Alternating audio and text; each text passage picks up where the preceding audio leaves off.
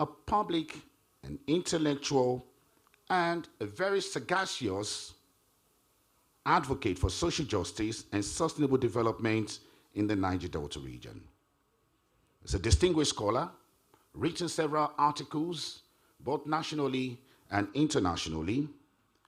He is well known for researches in sociology.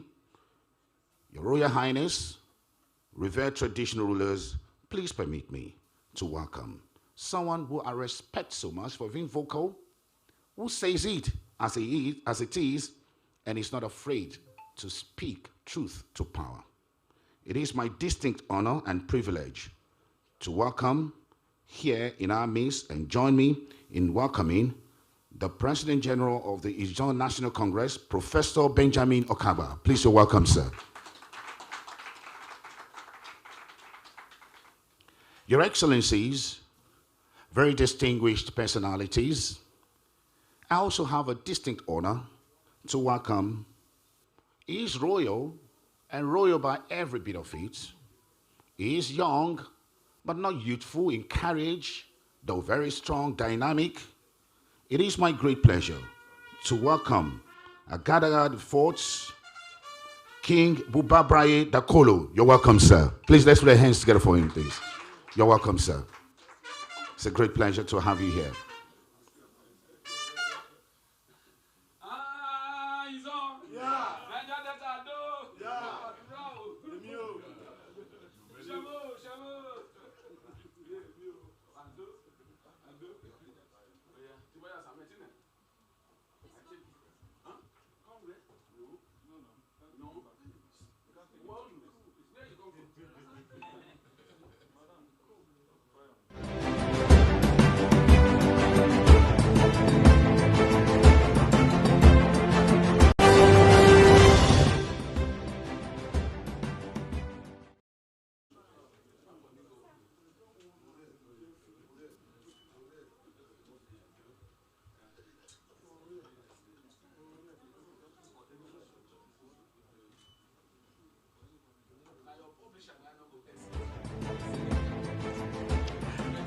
You're welcome, sir. You're welcome.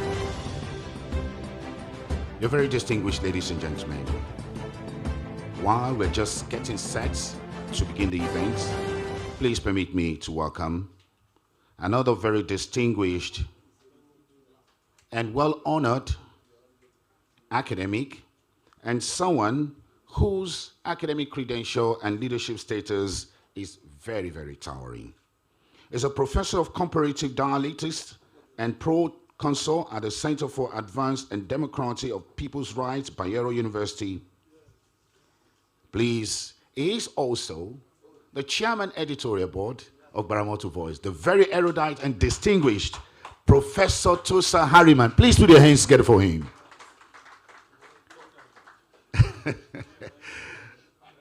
Professor Harriman, you're welcome, sir. An exchange of pleasantry there. Professor Harriman and Professor Benjamin Akaba. You're most welcome, sir. You know, I have a gentleman right here in this hall, and this gentleman is somebody I say is my big brother. I've always met him, and at every time I've met him, he's one man that carries the Niger Delta very proud. Very, very proud. I remember when he was honored with OON in a widely televised honors ceremony. He was Niger Delta, dressing Niger Delta, carriage Niger Delta. And in fact, yes, please put your hands together for him. I was so delighted that even when the president was putting the badge on him, the president took another look at him and said, at the end of the wrapper. So amazing. Very distinguished personality. Please, let's welcome Dr. Nengi James. Dr. Nengi James is currently serves as the second vice president of Ijaw National Congress. Dr. Nengi James, ON. Please put your hands together for him, please. You're welcome, sir. It's a great pleasure having you, sir. Thank you so very much. You're very distinguished, ladies and gentlemen. I realize that we're still populating the protocol list, and we'll be getting across. And I realize that we have some gentlemen of the military. I know that we have a senior military officer here who is a lieutenant colonel in the Nigerian Army. I'm yet to get all the detail. And also I know that we have another officer here who is a major of the Nigerian Army, and another captain of the Nigerian Army. And I learned that they are from the Army Public Relations Corps. I believe so, but definitely I will get all of the details and I'll be announcing them. But I welcome you, sirs. Thank you so very much, gentlemen of the Nigerian Army. Thank you so very much, sirs. Thank you so much, officers of the Nigerian Army. Again, I realize that we have highly respected chiefs. Again, I will have all the details, and we'll be recognizing all our very distinguished chiefs and all our very distinguished personalities. Permit me, we'll get all the protocol lists populated, and there we will do all the justice to that. However, it is suffice to say that today's gathering is a very important one. The gathering is also one that would give voice to who we are. Accountability is a bridge between resource wealth and national prosperity. But how accountable has the media been concerning issues relating to the Niger Delta? And conferences like this reminds us the oil beneath our soil is not only valuable as the justice we attach to it. The justice we attach to it is even more valuable than the oil beneath our communities or our faith. But again, how accountable has the press been? And today we have arrays of speakers. Every speaker today brings not just expertise, but a piece of solution to Nigeria's urgent need. And very distinguished personality, your revered traditional, you agree with me that there is urgent need for this discourse. At this point, I welcome you sincerely to this conference, distinguished ladies and gentlemen, participants or conferees. I welcome you to this lecture, which is part of the 10th anniversary of Gbaramatuvoice. Excuse us, in a matter of moments, in another 5 minutes, we will start these proceedings, and just permit us, one or two of our special guests are just by the corridor, and they will come in any moment from now, and the moment they step in, this event will start. Once again, I welcome you, very distinguished personality. Thank you so very much. God bless you. Thank you, sirs.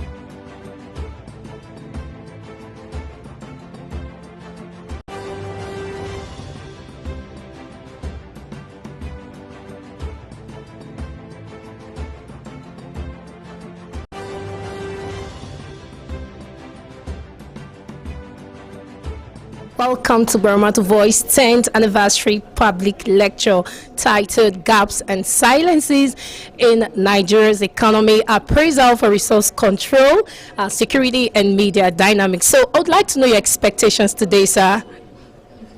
Incidentally, I'm the lead lecturer. I'll present the lead paper. So I should be expecting other people's reaction to my presentation. But generally, I think it will be an incisive discourse on one of the major challenges of this country.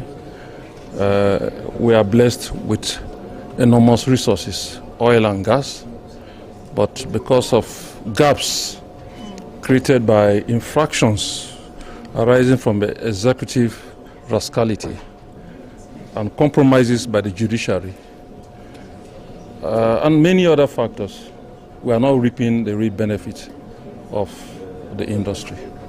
There are people who the Nigerian government calls host communities, who not only bear the resources, but suffer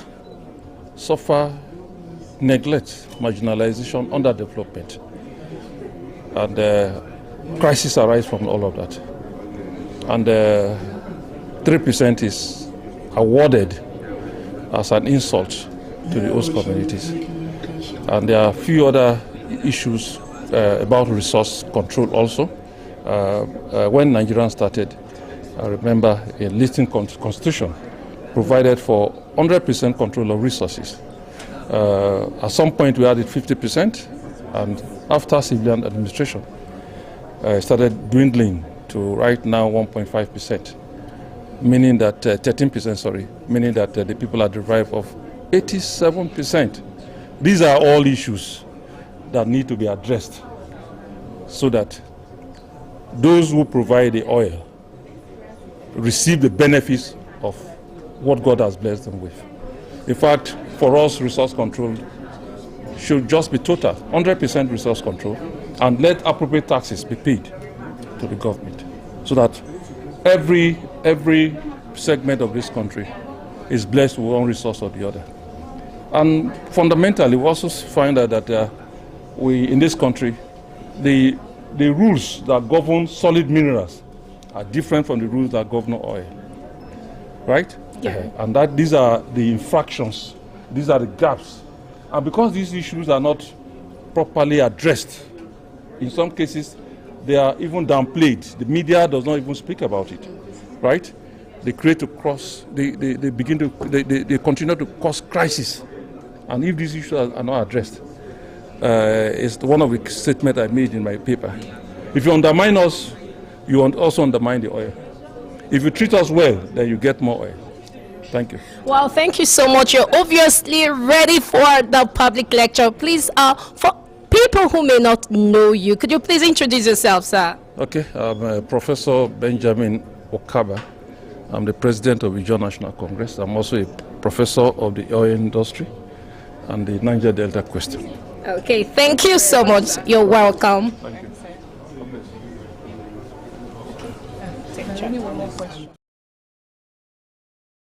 Some senior military officers, I would like to specifically recognize them in a proper manner. It is my distinguished honor to recognize the Commandant, Nigerian Army School of Public Relations and Information, Lieutenant Colonel Yahaya Adamu Ngude. Lieutenant Colonel, sir, you're welcome. Please put your hands together for him, please.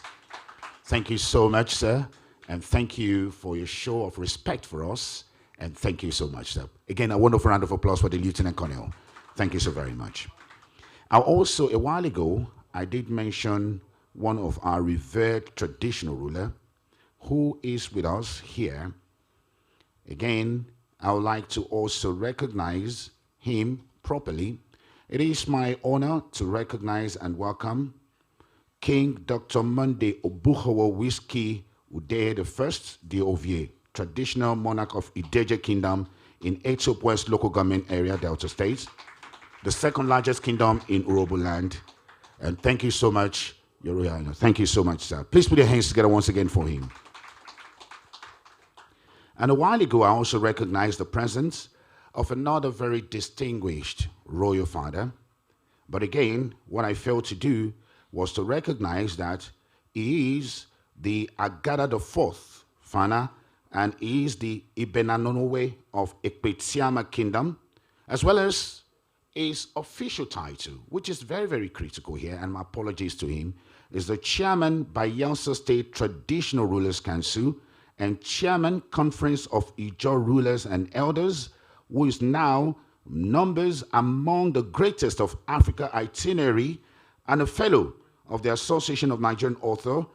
It is my great honor to also welcome him, who is also a distinguished alumnus of the Nigerian Defense Academy, University of Port Harcourt, and the Coventry University, and holds degrees in chemistry, education, and engineering.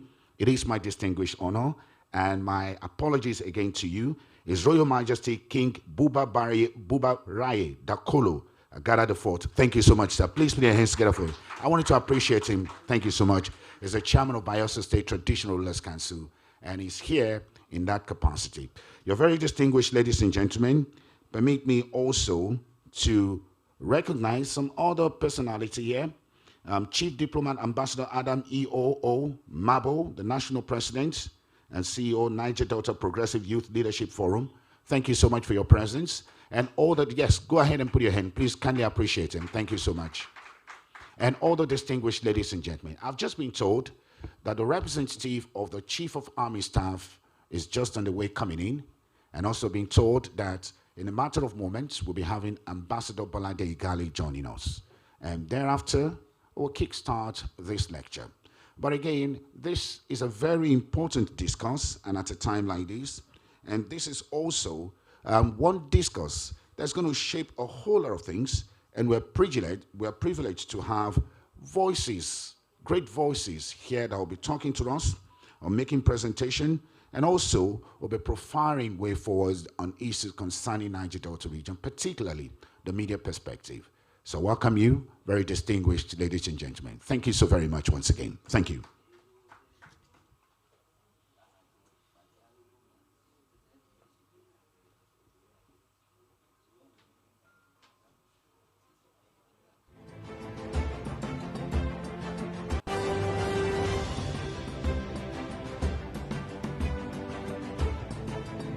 Sir, you're welcome to Gbaramatuvoice 10th year anniversary with the theme Gaps and Silences of Nigeria's Oil and Gas Economy, appraiser of resource control, security, and media dynamics. Sir, can we meet you? Your name? Yeah, I'm Alabom Nengi James OON. So, sir, I'm National Vice President, Ijaw National Congress. Okay. So, sir, what are your expectations for today's event? Definitely, we are coming from the ocean to the desert. So we need to definitely inform the world that the Niger Delta is here. From my dressing, you already know that we are here. And I want to inform you that whatever thing we will discuss and address are issues that we will continue to do to fulfill the vision and mission of Gbaramatuvoice that has brought us from the creeks to Federal Capital Territory. And we need to unveil what we are, and that is why we are here. Kudos to Gbaramatuvoice. Continue to do your best, taking the Ijaw Niger Delta course to the hinterland. God bless you. Thank you very much, sir. Yeah.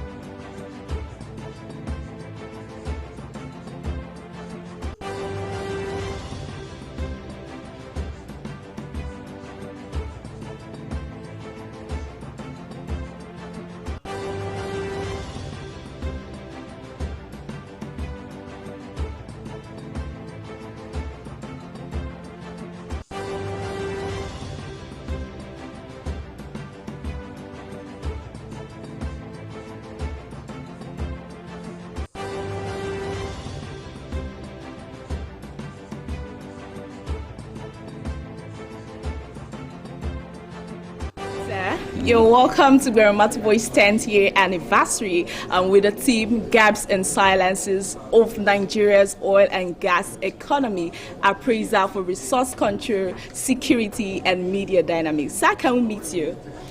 My name is Alfred, King of Twombras, Bayelsa State, first military governor of Rivers State, 1967-75. The Gbaramatuvoice has come to stay.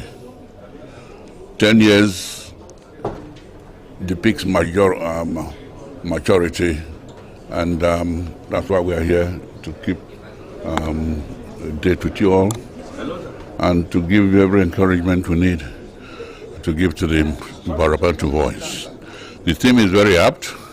We need security in the creeks. We need resource control being followed according to the laid down rules for a federation. And above all, we need to be each other's keeper. The voice has been speaking out loud and clear, and I will wish them more successes in the future. Thank you. Thank you very much, sir. You're welcome. Enjoy your day. Thank you.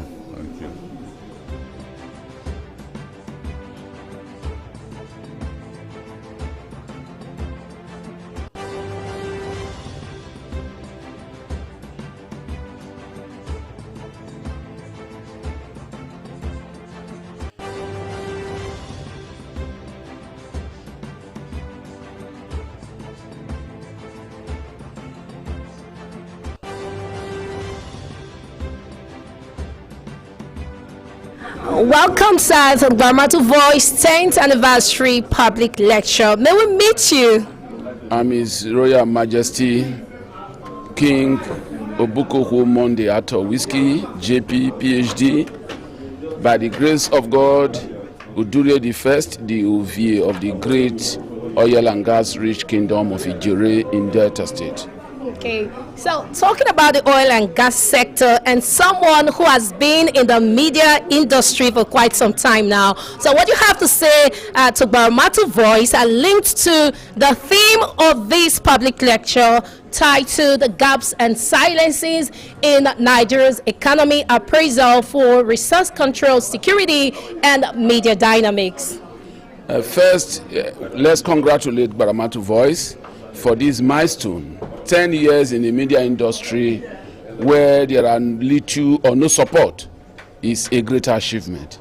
Secondly, let's use this opportunity to tell the government of Nigeria that there is no excuse for the people of the South Niger Delta not to be given adequate attention in terms of development, in terms of infrastructure, in terms of employment, more so when the critical stakeholders of the Niger Delta have come to a round table and has consistently now work for the free flow of the crude oil and gas resources of our people. The question to be asked, if the oil and gas is flowing consistently, are we not supposed to be getting commensurate development to the tune of what we are producing? If we are producing the resources of this country, for which the Nigerian country, the Nigerian economy is running, we desire a special attention. Look at the state of our roads. Sometimes you begin to ask yourself whether the South region is part of this country. You can hardly drive 5 minutes in any of the South road without running into a ditch, without running into unavoidable go-slow because of this bad state of the road. So our coming here today is first to congratulate Gbaramatuvoice and to do a strong advocate for the upliftment of the Niger Delta region. That is why we came. I would not have taken time to drive all this long with long convoys of cars on the road if I would not be able to come here to speak for my people. We see it as an opportunity to speak for our people. Let the government of the nation listen to us. He that works so hard should eat so much. That is the position that I brought here. Thank you very much. All right, thank you so much. We do hope you have a lovely day for the public lecture. Yes, from the creeks to the federal capital territory. Where's the way?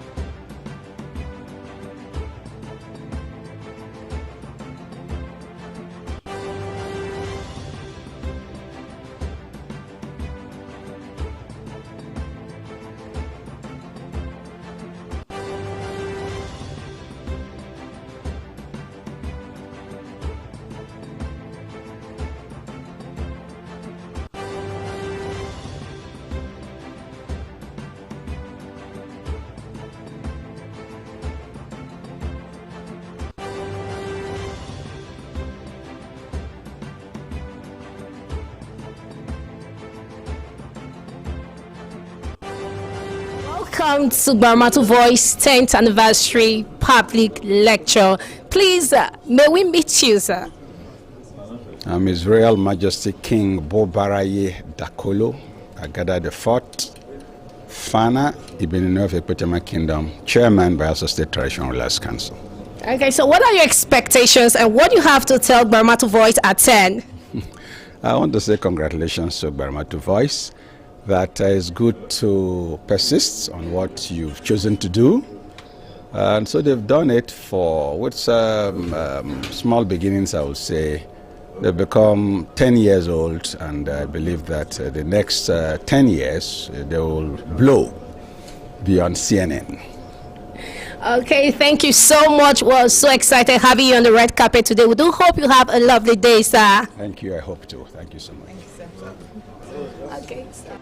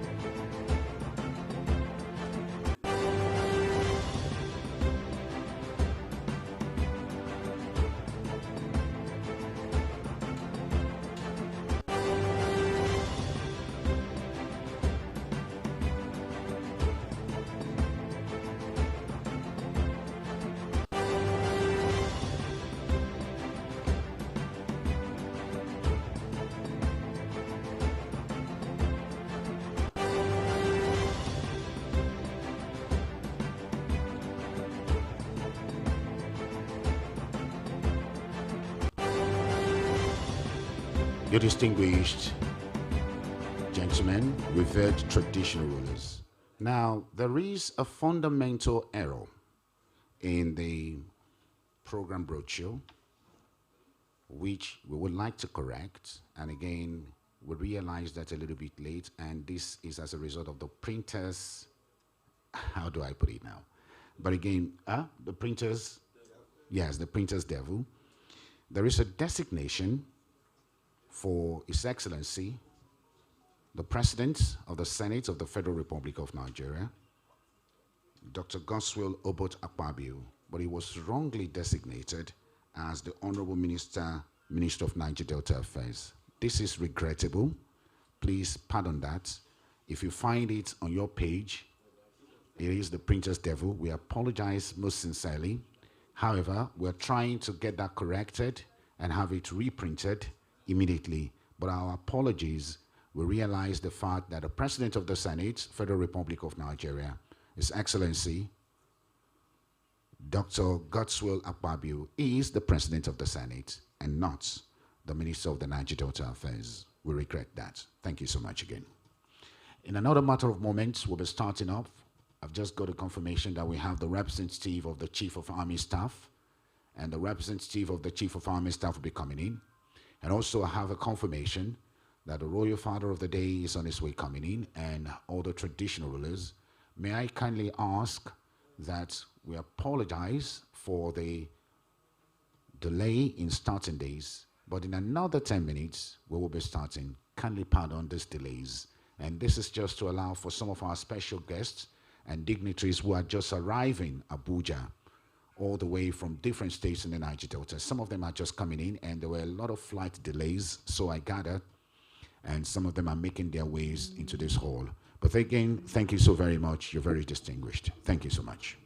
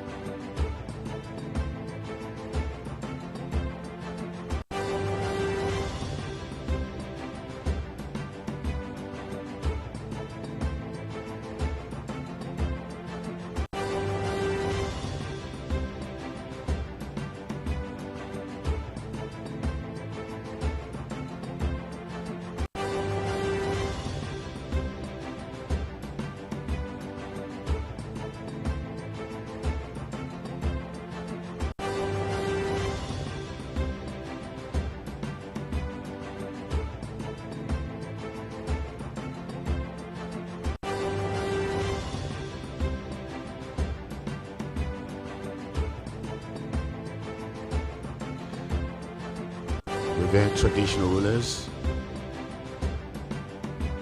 Chairman Editorial Board, Chairman Bayelsa State Traditional Rulers Council, the President INC, Professor Benjamin Akaba, His Excellency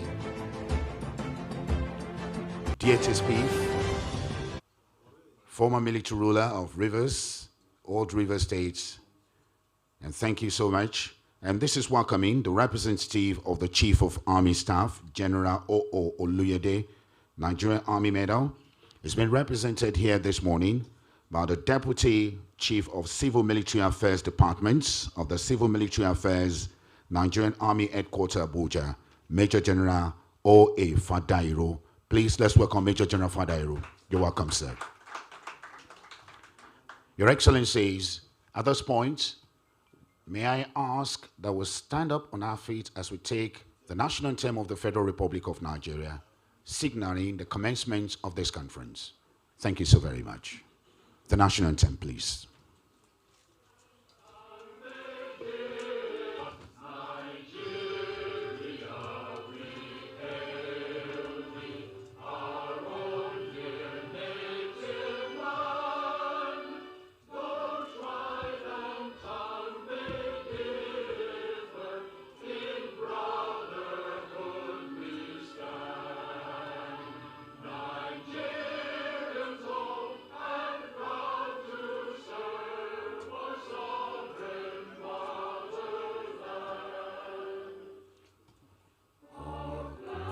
Shall be a symbol that truth and justice reign in peace or battle honored, and this we count as gain.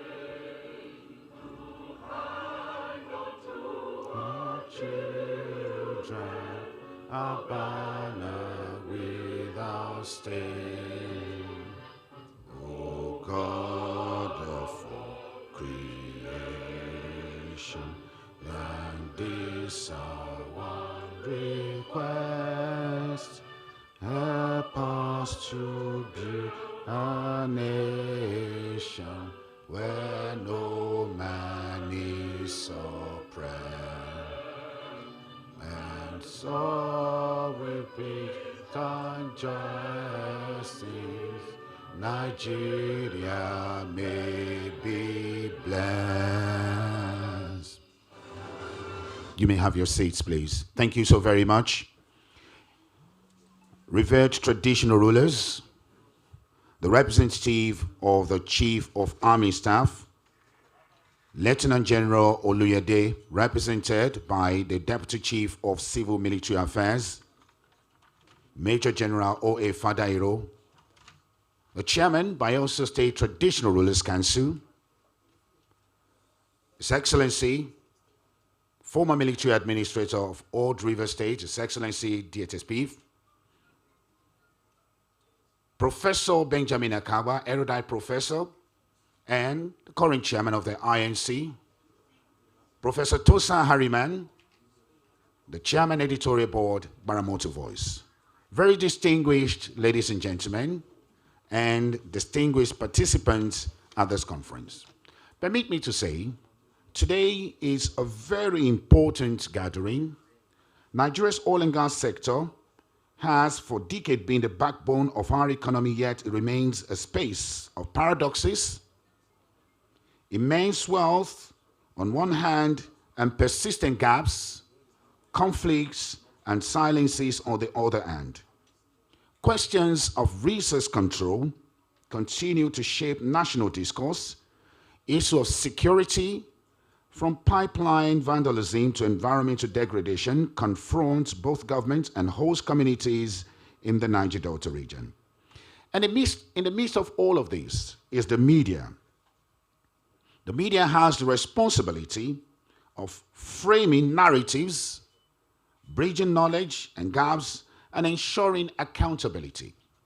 And one media organization in the heart of Niger Delta in the last 10 years has been doing its bits in shaping that narrative, in ensuring the voice is given to the underrepresented people of the Niger Delta region.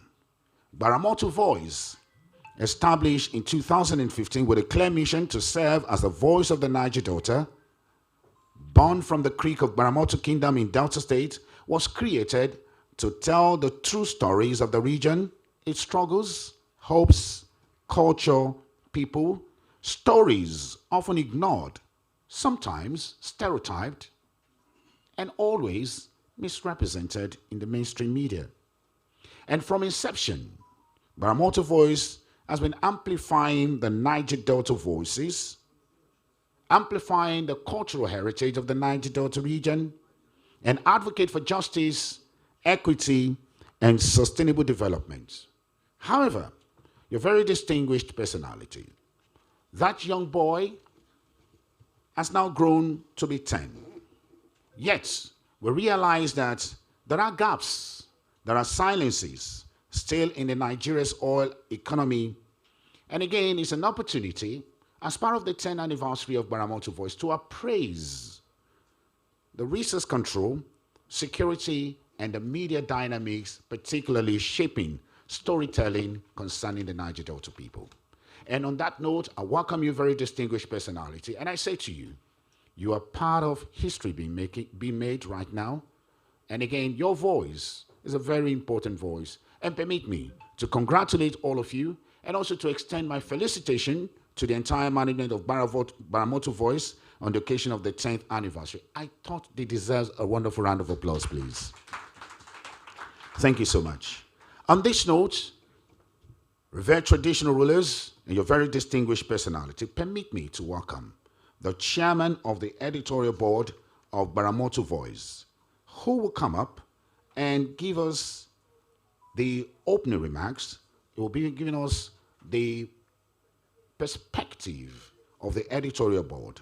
Please, let's welcome for his remarks, Dr. Tosan Harriman, chairman, editorial board, Gbaramatuvoice. Please, let's welcome him. Please, let's clap for him. Silent. Thank you so much.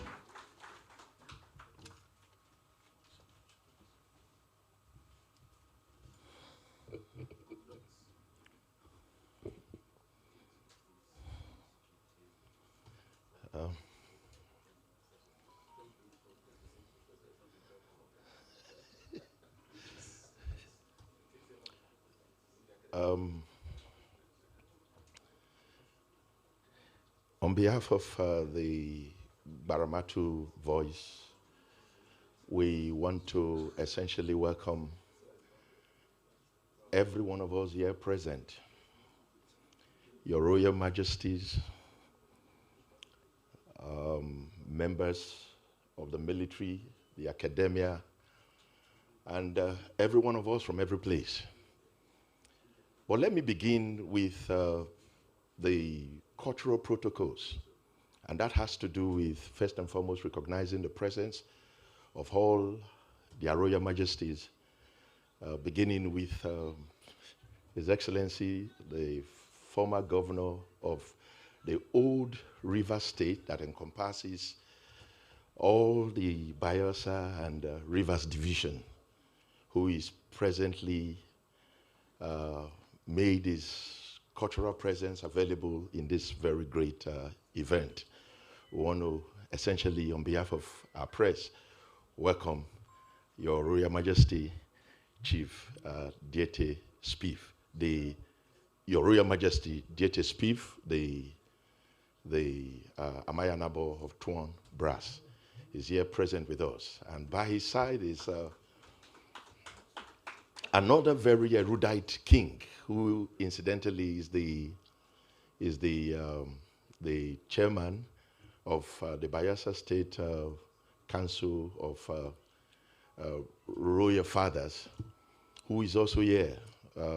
We are happy to have your presence. He's very erudite. When I was doing some works on the historiography of the Niger Delta, as it relates to cultural anthropology and all that, I had this brief interface with him. First at his kingdom in Epetiama, and then in his office in Yenagoa, to looking at some of the things he's written. What are the forces behind what motivates him to write the things he has written and all of that. So I know him to be a very erudite person, and we consider your presence here so great to have you honor the 10th anniversary event of the Gbaramatuvoice program this morning. You're welcome, sir, Your Royal Majesty. And our king from the Ethiopia West is the Kingdom of Ijere. I understand our resource person who was up here a little while ago, the concierge for this event, didn't quite pronounce Ijere Kingdom very well, but is a noted traditional ruler of the Robo Nation and a great mentor to all the programs and services offered by the Gbaramatuvoice organization to the world. And in fact, this morning when I saw him here, I became a little surprised how he was able to still combine all of those essential services he's offered and cultural directions he's giving us to to personally attend this event. We want to say thank you, Your Royal Highness, the King of Ijere Kingdom, for honoring this invitation. God bless you, sir. Thank you for coming.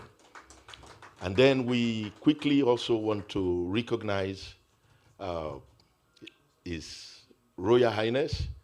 He's also a very strong resource fellow, very strong. He's written a lot of papers. I've been in different forums with him where he has made some very incisive presentations. I had the opportunity also to try and visit him once, but he wasn't at the point where we were supposed to have these interactions, and I couldn't really get there. And this morning again, I'm seeing him in this event. You're welcome, sir. God bless you. Thank you for joining us in this event. And more importantly, you know, we have Professor Ogaba here with us, who is the foremost leader, spokesman, identity of the Ijaw nation globally. Everything he says summarizes the sum total view of the Ijaw people. And of course, many of us know here that when Ijaw says no, Nigeria would not work. And the person of first recourse as it relates to that great nation is Professor Ogaba. And incidentally, this morning, he will be here to deliver a very incisive lecture in the categories you've heard on gaps and silences that relates to the different sectors of engagements and performances in the Niger Delta. Prof, you're welcome. Thank you very much, sir. And the representative of the Chief of Army Staff, like I said a little while ago, the reason why we are all here is because they are where they are. And in every situation and at every place, we give them all the honor that is due them. We respect them, we celebrate them. I take time sometimes when I drive from Abuja to Kanu to stop on the way to personally go shake hands with them because of their incredible services to this nation.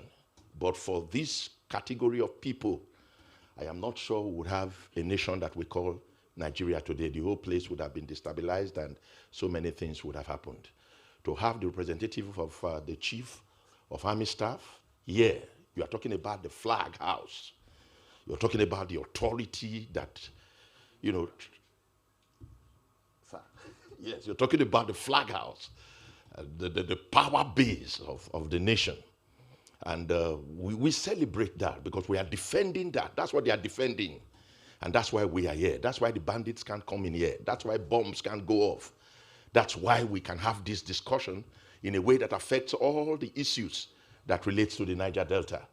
Once again, the representative of the Chief of Army Staff and your officers with you in this event, we want to thank you.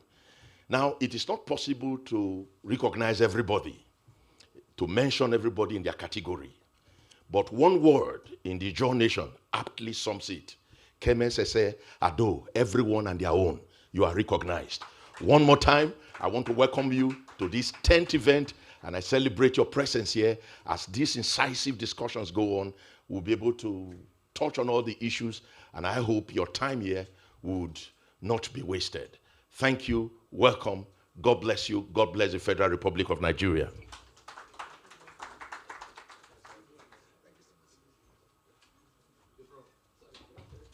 Again, another wonderful round of applause for Professor Tosin Harriman. Please put your hands together. Chairman, Editorial Board, Gbaramatuvoice. Professor Tosin Harriman, thank you so very much.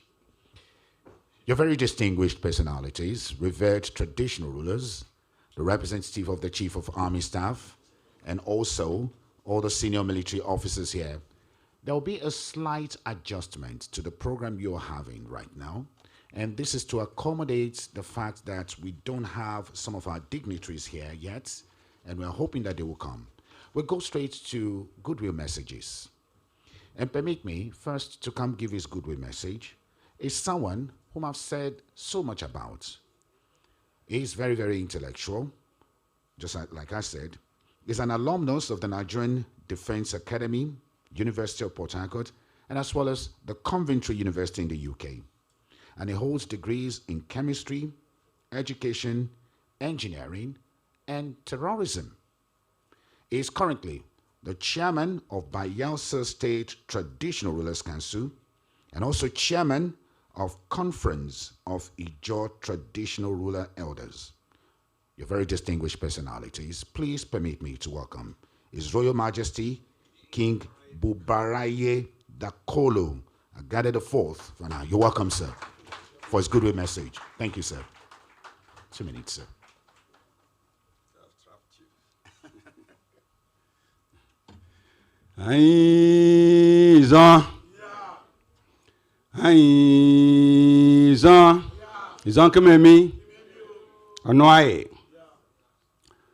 Your Royal Majesties in the House, our own President of the Joint Nation, Professor Ogele Okaba, the representative of the Chief of Army Staff, and every guest in this house, I welcome you.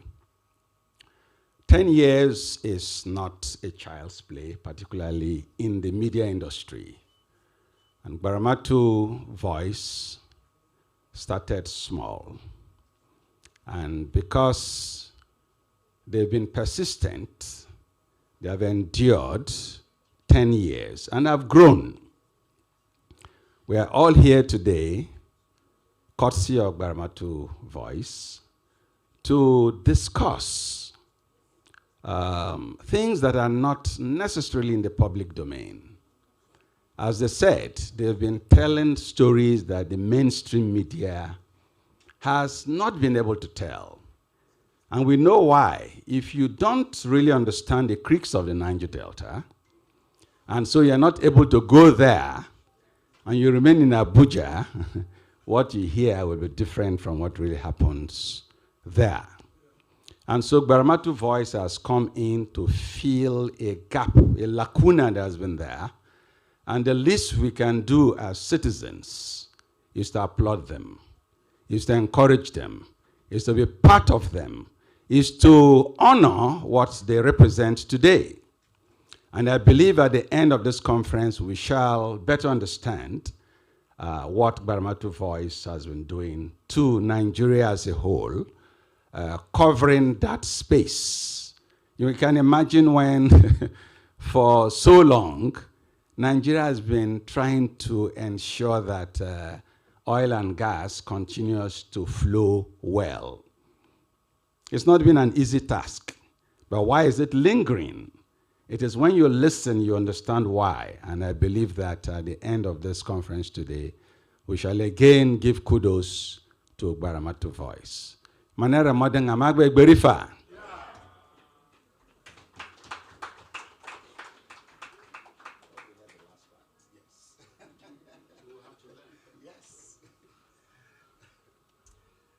And very absolutely so.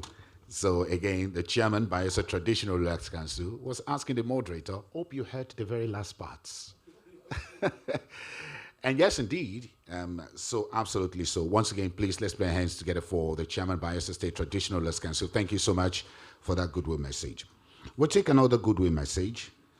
And I have with me someone who's also here, is a prominent human and environmental rights activist from the Niger Delta. He currently serves as the National Coordinator for Center for Peace and Environmental Justice and holds the title of Ibi Somowe of Gbaramatu Kingdom. Very distinguished ladies and gentlemen, please let's welcome Comrade Sheriff Molade for his goodwill message. Please let's put our hands together for Comrade Sheriff.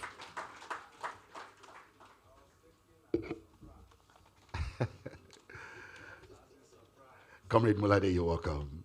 I cited you when you stepped in.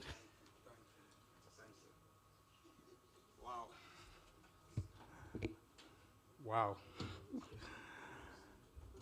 Good afternoon, distinguished ladies and gentlemen.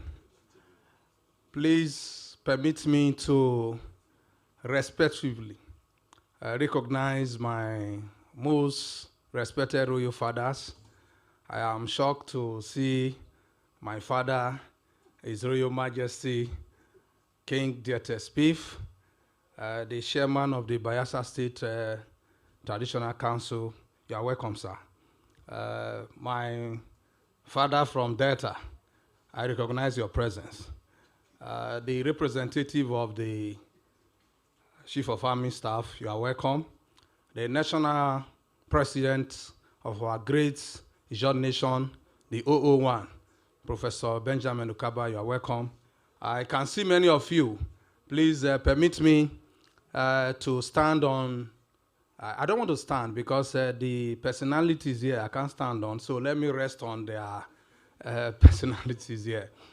Well, first and foremost, congratulations to Gbaramatuvoice at the 10th annual anniversary. It is important that Gbaramatuvoice have contributed immensely to the telling of the stories in the Niger Delta. If you are not from the creeks, if you are not from the core Niger Delta, you may not know, you may not feel. But I think the military can speak or can know better because they traverse the creeks of the Niger Delta and then can feel the impact of the people. This media house, of course, I'm from Gbaramatu, so I can confidently say Gbaramatuvoice have contributed over 70% of the popularity of the kingdom. For us as Ijaw people, for us as people of Gbaramatu Kingdom, we owe this media house in high esteem because of its huge contribution to the reportage of the stories around us. For us, we are very glad with the Gbaramatuvoice, and we are happy for those of you who have identified with us to see and to support us for all this period. 10 years is not a joke, just like as our Royal Majesty said. If you have a baby of 10 years, you can send him for errands for many things. So for 10 years, for this consistency, for the focus, for the determination of Gbaramatuvoice, there are a lot of media houses that are in the pocket, but Gbaramatuvoice have come out of the pocket and begin to tell a story that all of us have been able to identify with. So once again, I want to congratulate the media house, and I also want to extend our welcome to all of you for identifying with us, for appreciating, for welcoming, and everybody to this event. Thank you once again. Thank you.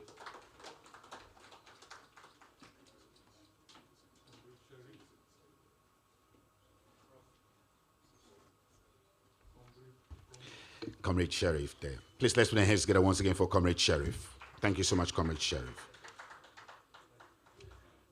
Permit me, very distinguished ladies and gentlemen, I also learned that there are senior officers of some paramilitary organizations in our midst.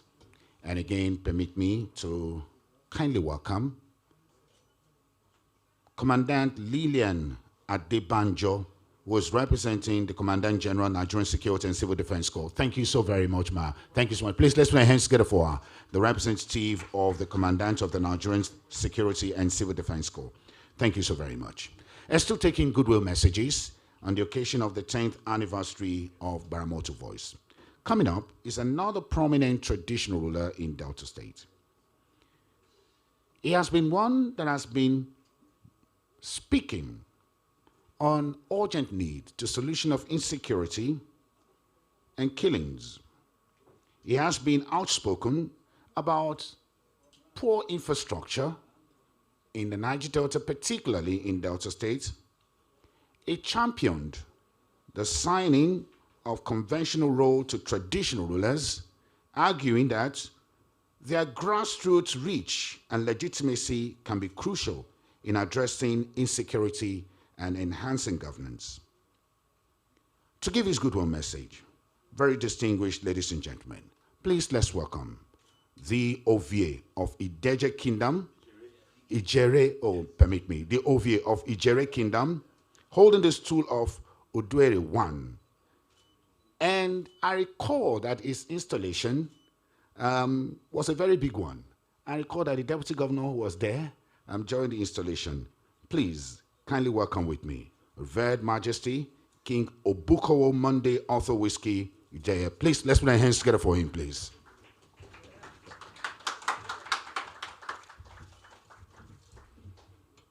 Izon Urubowadu Anjeki Mokiao, very distinguished Niger Deltans. Let me say, the job those some of us left is what Gbaramatuvoice is doing now. At a stage in this country, some of us were branded militant because our style of writing, our style of reportage was no longer comfortable to the government, that they begin to label us as someone who were promoting violence in the Niger Delta. I still can remember vividly under the government of Chief Olusegun Obasanjo, in the heat of the crisis in the Niger Delta, as a regional editor, when there are issues in the Niger Delta, I take serious and very serious consultation, sometimes with those the government cannot reach. The role of the media is to actually carry out detailed investigation. So there was this group that His Excellency Olusegun Obasanjo came up with, called the Coastal Council meeting. And that meeting was put in place to actually hear from the people of the Niger Delta. I have done this, I have done this, I have done this. You people are still complaining. What do you want? And so that meeting holds every 3 months in the presidential villa. So as a regional editor, that meeting was going to hold on Monday. And by weekend, there were a lot of problems in the Niger Delta. Government House Bayelsa was, Yanigua was attacked. And so I went down deep to get the true information of what is happening. The story came out on Monday, and we were in the villa.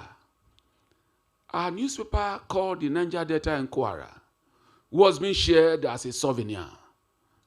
And the front page story was the very story of what happened over the weekend. And the publisher of the Niger Delta Inquirer was one of those in attendance. And the then special advisor to the president of Niger Delta matters, His Excellency Good News Igali, was now briefing the House. So the briefing that he was giving to the House was exact what I have in my publication. And the publisher touched me. Are you not one of these people? Are you sure that you are not one of these militants? What you have reported here, it's like we cannot leave this place. They will arrest us. I say, publisher, you can take your leave.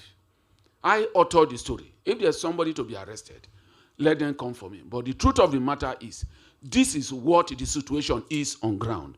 Do not pretend. Do not take what belongs to the people and pretend that the people are not there. At the end of the meeting, the president became aware that so many things he was being told in Abuja is not what is on ground. Resources were being allocated. Infrastructures were not on ground. And therefore, the available option then was for the producing communities and the oil producing state to form an alliance and come up with what we now call oil commissions. We have one in Ondo State. We have one in Delta State. We have one in Edo State. We have one in Abia State. The states that are here to establish their own, the services that those oil producing agency has rendered, those states can never show them. The truth of the matter is, there is nobody from the Niger Delta who does not truly appreciate development. But when you take what belongs to us, no matter the volume of military installations and personnel that you put on ground, we will find a way of coming out with our information, our voice. And when some of us were leaving the media space and Gbaramatuvoice came up, I took it upon myself. Each time they write something and there are one or two mistakes, I call the publisher, drop that material. Do so because it's a field that I cherish, that I practice for over 3 decades. And therefore, if there's anything that will promote that legacy that I left behind, Gbaramatuvoice was doing so. And I have no reason, therefore, not to support them. I have no reason, therefore, not to promote them. And like I keep telling, there was an incident in Odi where the entire community of Odi was wiped out. Our brother, I don't know whether he's still alive, Victor Malu, is this, there should be this. And of course, you all know what happened later when he left the military. What happened in OD also happened in... So what that means that when there is oppression, there will be resistance. Kabi, I especially welcome our people. Your Excellency, King Alfred Yetespiv, I doff my cap because even in your age, even in your position, as high as you are, that you can still associate with our people. You don't need all this, but yet you are part of us, you are here. If you want to eat for the next 1,000 years, I know that God has provided it for you.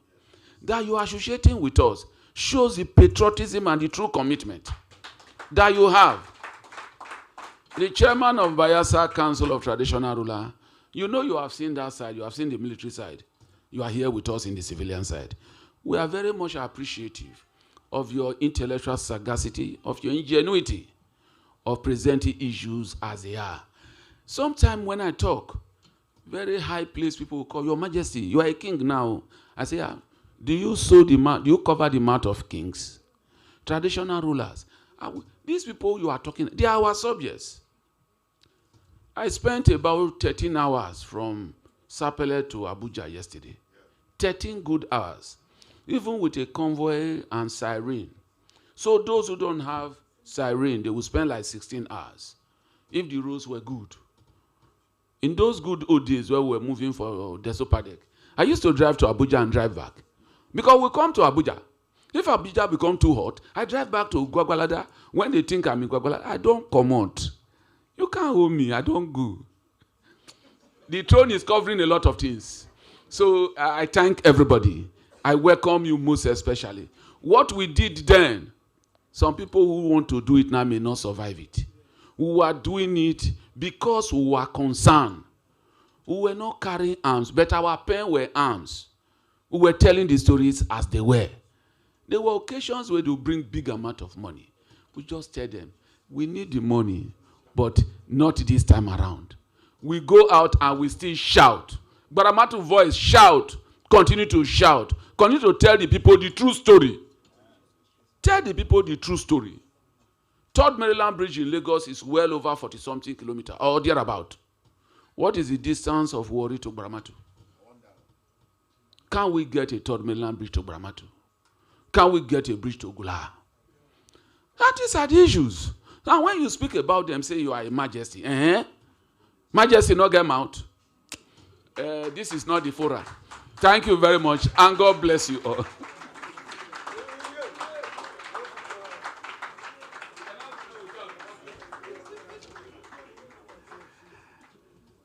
Your very distinguished and revered traditional rulers, what you just heard now is coming from a journalist, one who has journalism in his blood.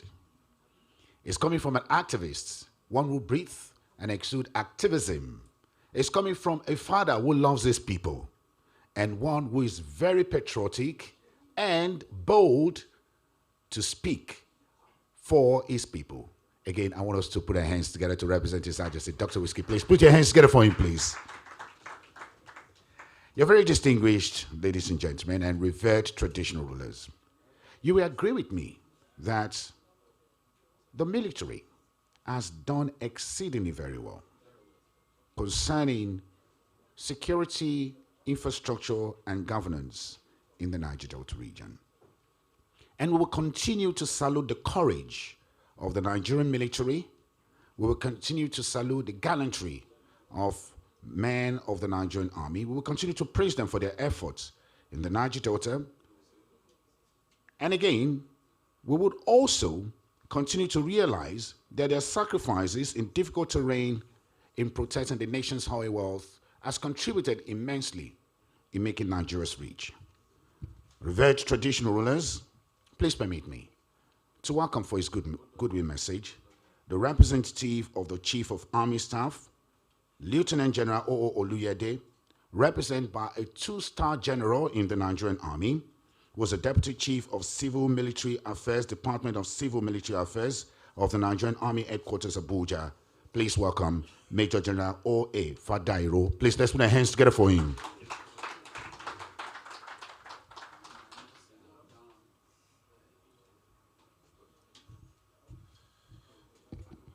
Well, the Royal Highness here present, distinguished ladies and gentlemen. I started my career in the military in the Niger Delta about 30 to 32 years ago. And I can find my way from Warri through Aroton. I will enter Ogulaha, Ogidigbe. Then from there, I can find my way up to Soku and Tuambras, Cotton Channel, down to Okrika in Port Harcourt. And as a young officer in Warri in those days, the place, the environment is so rich in culture with good people from the Niger Delta. And after about 6 months in the place, I started taking kukudo early in the morning. And in the afternoon, I will knock better starch, banga soup, or ugu soup. And about 2-3 years thereafter, I went to a place called Orogun. And I saw a beautiful lady there. And 25 years, still counting, and we are still together. So I will say, Mego. So I did, yeah, I did Dugwe. On behalf of the Chief of Army Staff, Lieutenant General O.O. Oluyede, I want to say happy celebration to Gbaramatuvoice, the voice of the Niger Delta. The Niger Delta is the mainstream of Nigerian economy. We must report positively and ensure that Nigeria meets its quota in the production of oil. Security is our collective effort. We're in the era, you see something, you say something, and the security agencies, they do something. Security in the Niger Delta is our responsibility. We must say no to militancy. We must say no to oil bunkering so that we can have a better Nigeria. Thank you very much, and God bless you.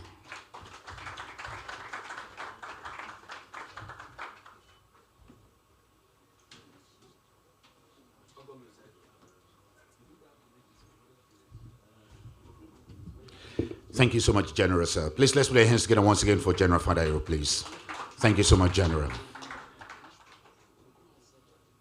the representative of the Chief of Army Staff, the representative of the Commandant General of the Nigerian Civil Defense Corps, and also the director of the Army, the director and the commander of the Nigerian Army School of Public Relations and Information, Lieutenant Colonel Yahya Adamu Gude, revered traditional rulers, very distinguished personalities.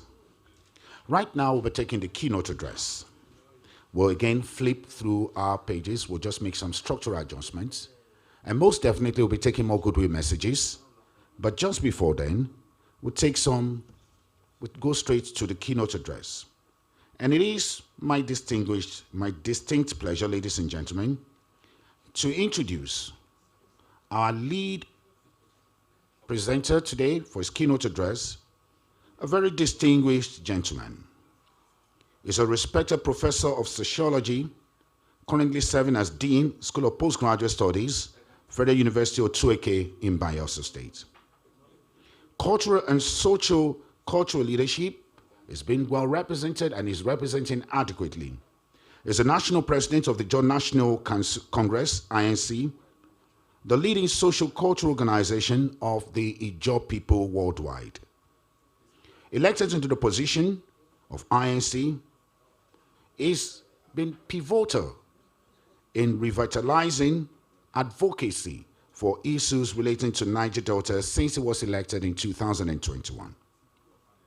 He has received several awards, scientific awards and scholastic awards, and the awards span several top universities, including University of Port Harcourt, Novena University, and also has a rich portfolio in leadership and has head several departments in the academic area.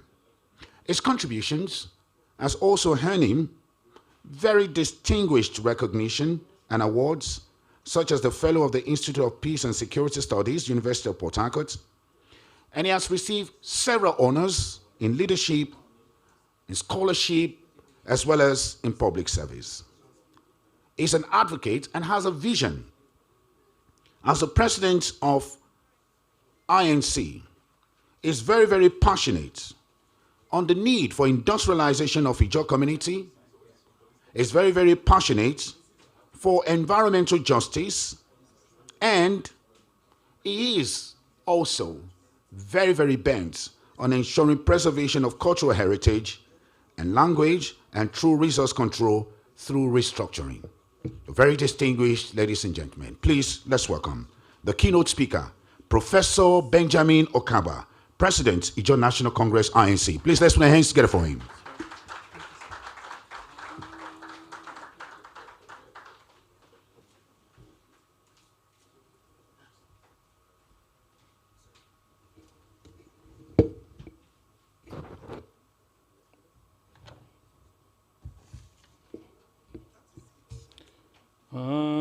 Ils ont.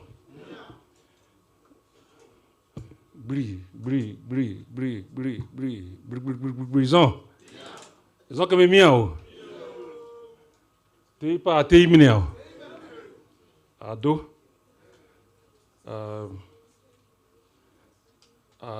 Royal Majesties, highly distinguished security personnel in this gathering. I want to particularly recognize our in-law. You did very well. You came to make peace and also took peace. May peace continue to dwell in your home. Can we say amen to that, please?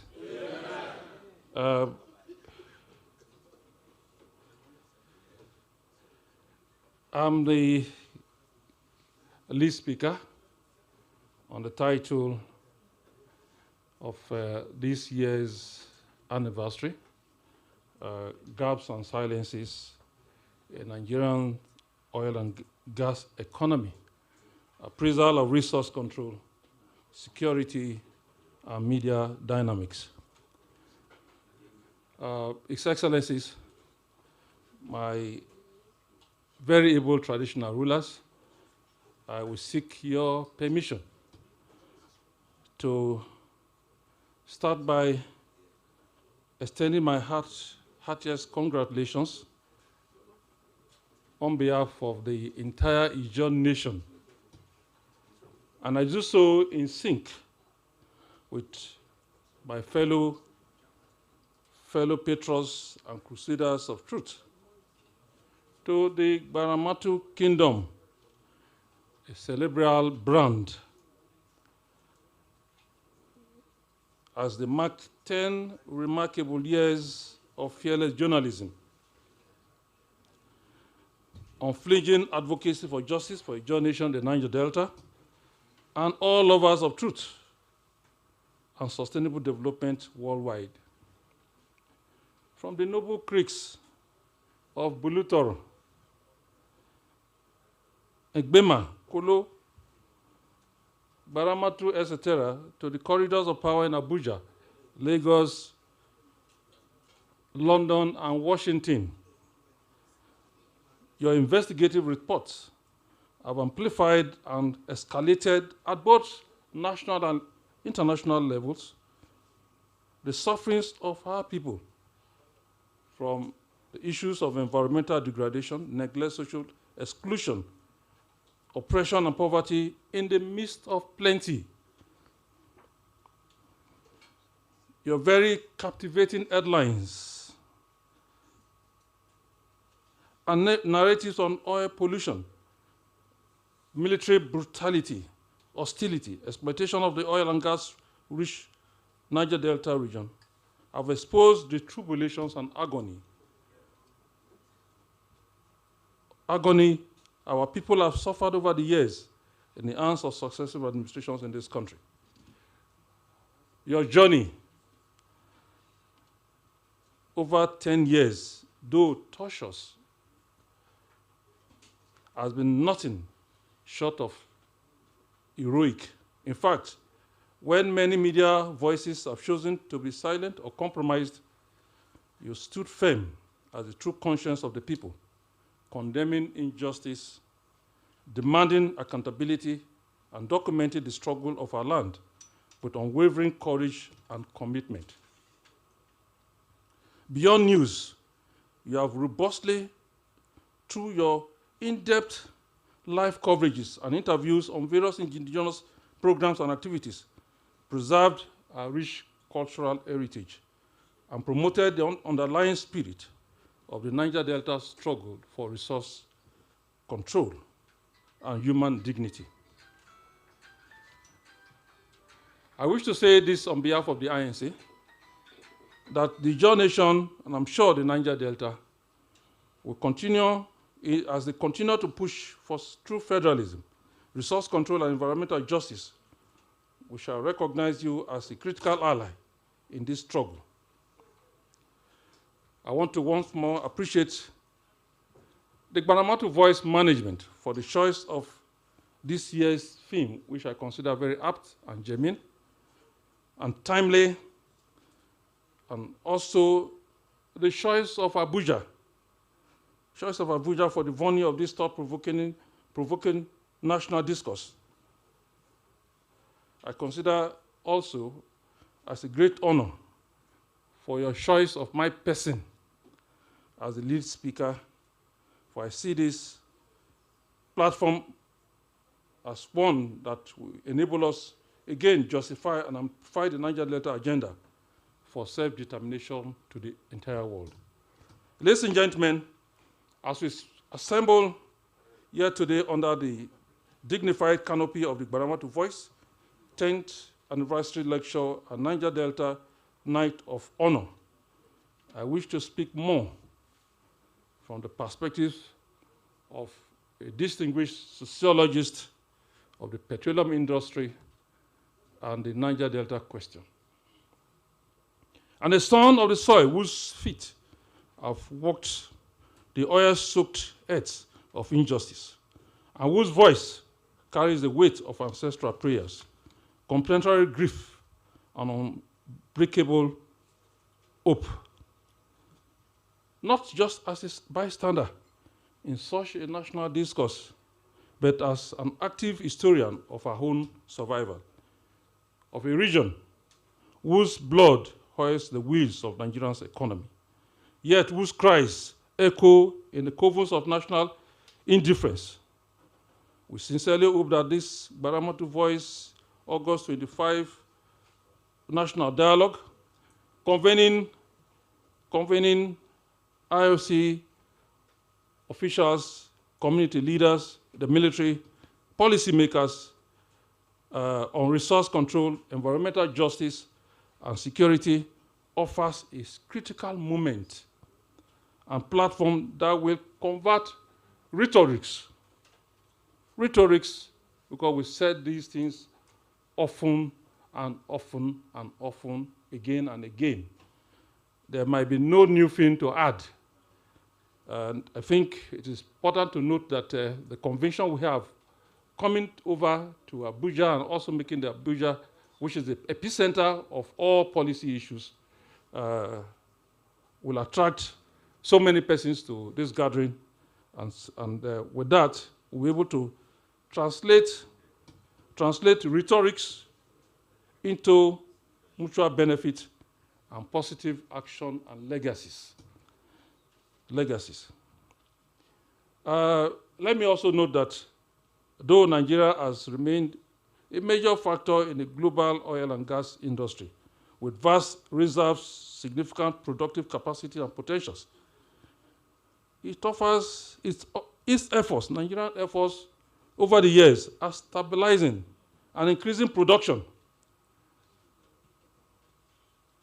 To diversify its economy and improve infrastructure for a better Nigeria are faced with serious challenges. These include oil theft, security concerns, price fluctuations, trans-sector conflicts between oil companies, the federal government, and host communities over resource control and environmental injustice. Only this morning, we have youths from across the Niger Delta staging a protest at the NNPC. Some of the issues raised are about the gaps and the silences. And until we address those infractions, we shall have no peace in the oil industry. We shall find it difficult to maximize benefit from the oil industry. Because like the MC did mention, the oil we have is as important as the justice. And we shall interrogate in this paper that justice, equity is paramount. Those who suffer the degradation, those who bear the oil, those who God has given, those God has chosen and given for whatever reasons to own the oil should be the primary benefactors of the dividends of the oil industry. Anything otherwise will keep us in this trajectory of suffering, of crisis, of conflict, and unproductivity. At the end of the day, we end up all losing. So I also want to mention that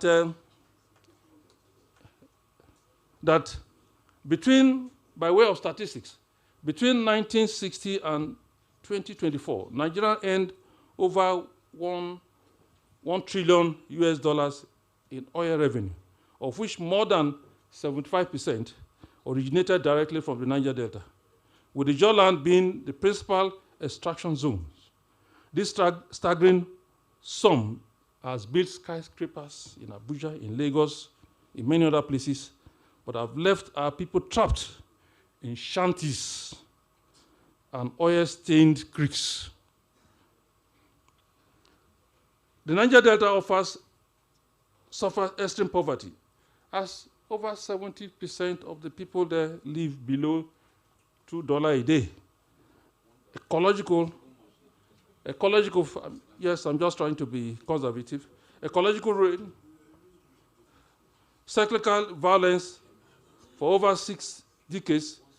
The John Nation, indeed the Niger Delta, has been the goose that laid the golden egg only to be sacrificed and slaughtered at every fiscal circle, policy draft, multinationals, and national plan. Our freshwater, swamp, and mangrove forests have been mutilated by multinationals. Our rivers, once pure, now carry the toxic signature of extraction without restoration.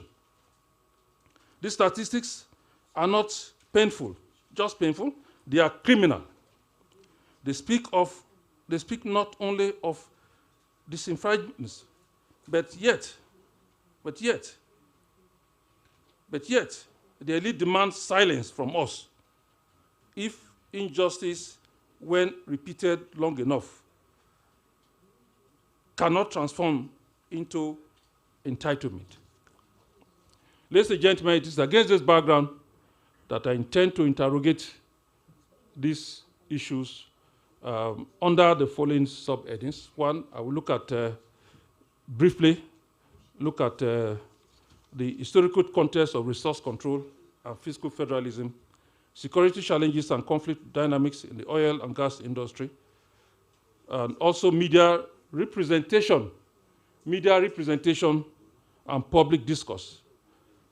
And I will introduce another dynamic, which is what is the implication of all of this for the Niger Delta self-determination agenda. Then we'll be looking at ways of bridging the gap, shattering the silences, and the conclusion will be given. But it is also necessary that we place a background on the overall historical overview of Nigeria's oil and gas industry, because that is the center of the discourse. For the sake of history, I want to note that oil exploration began in this country in 1903. Your attention, please. Oil exploration began in this country in 1903 with Nigerian Bitumen Corporation and got altered by the First World War of 1914 to 1918. Licensing shifted to major firms like Shell BP in 1937. In 1956, Shell BP struck oil at Otwabaji in Oloibri. We also want to use this opportunity to correct some misgivings. The oil well one was also struck at Otwabagi. But in our records, we see Oloibri. Otwabagi is the community. The community, but is found in the Oloibri district in present Bayelsa State in the Niger Delta.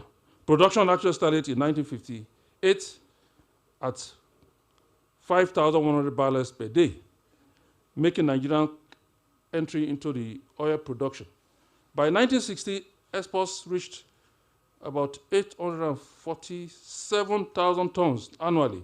After Nigeria's independence in 1960, exploration rights expanded to Mobile in 1955, to Transcorp in 1960, to Chevron in 1961, to Ajib and Elf in 1962, diversifying the industry beyond British control.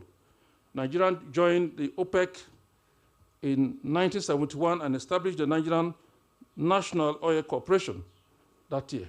In 1977, the NNOC merged with the Petroleum Inspectorate Firm to form the Nigerian National Petroleum Corporation, consolidating state control.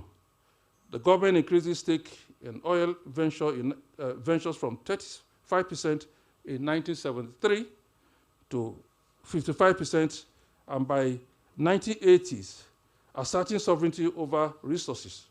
By the early 1980s, production peaked at 2 million barrels per day. However, reliance on oil revenue, that is about 83% of government economy, led to economic vulnerability during price clashes. The Niger Delta witnessed rising unrest due to environmental damage and revenue inadequacies. Now, because of the time allocated for this discourse, there are key development in the industries, particularly in 1971, 1977, 1980, 1990s, and in the 2020s. This will be provided in the lecture that we delivered, will be given out so that we can look at those details.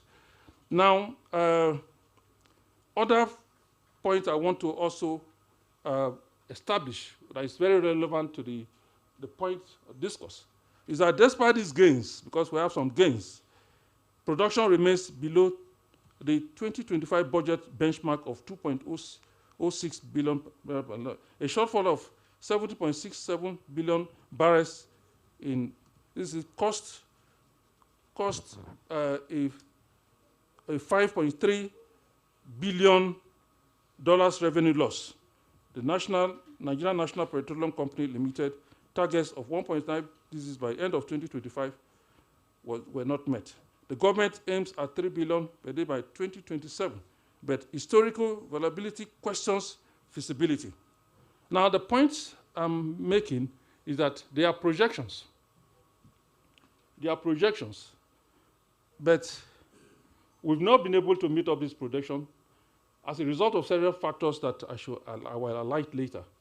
But by way of summarizing the status of the oil industry, I've stated here that Nigerian oil history is a tapestry of economic promise and socio-economic cost, from Shell BP's first discovery in 1956 to indigenous firms driving today's growth. The sector remains pivotal, yet fraught with government and governance and equity challenges. The PIA and gas-focused initiatives offer a roadmap for sustainable transformation, but success hinges on securing investment, curbing corruption, and equitable resource sharing.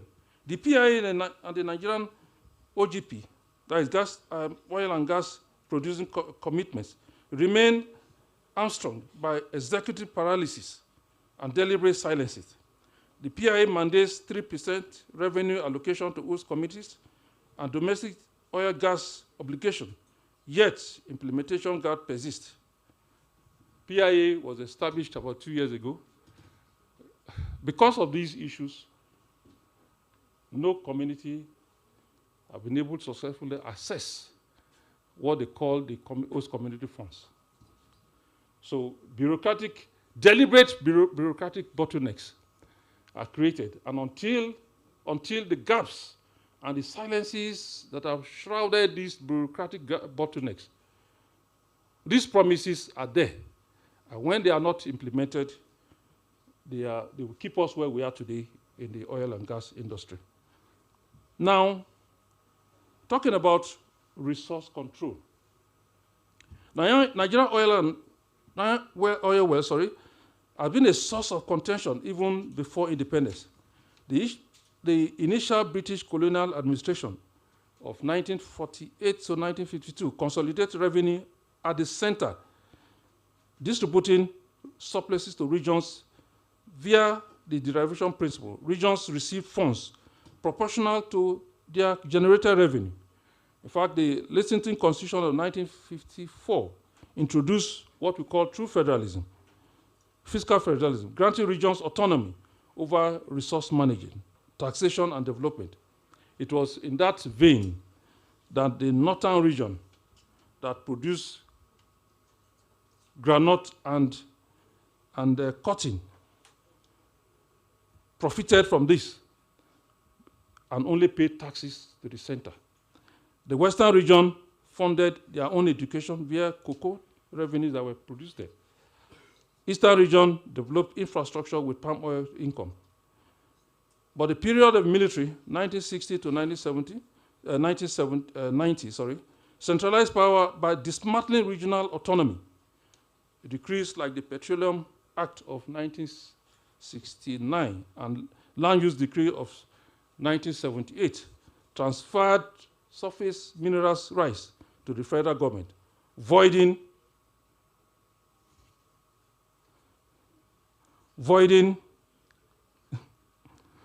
voiding regional claims.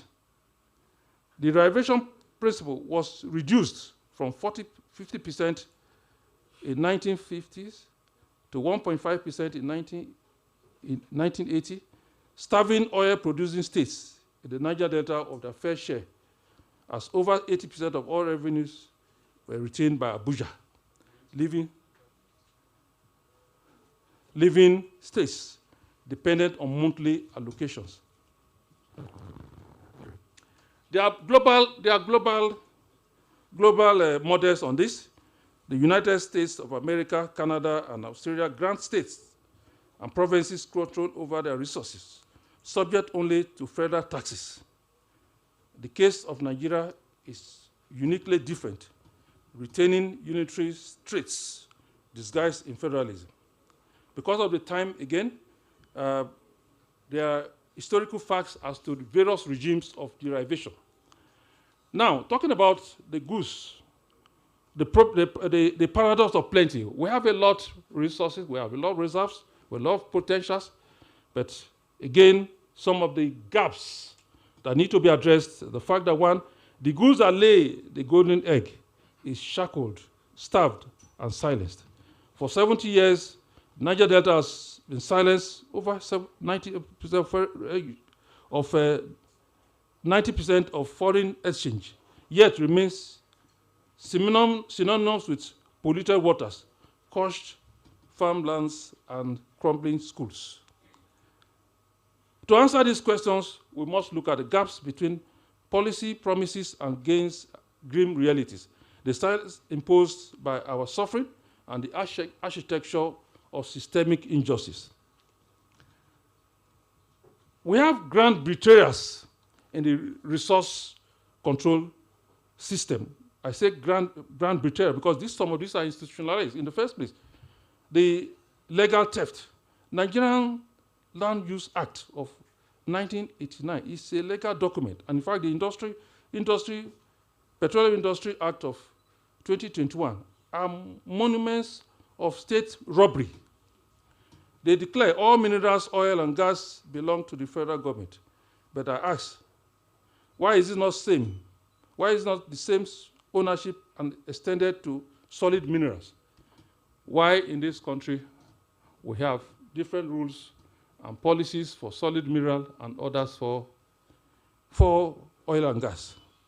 The answer to this is that we have a country with multiple nationalities, different rules for different people. This is not law.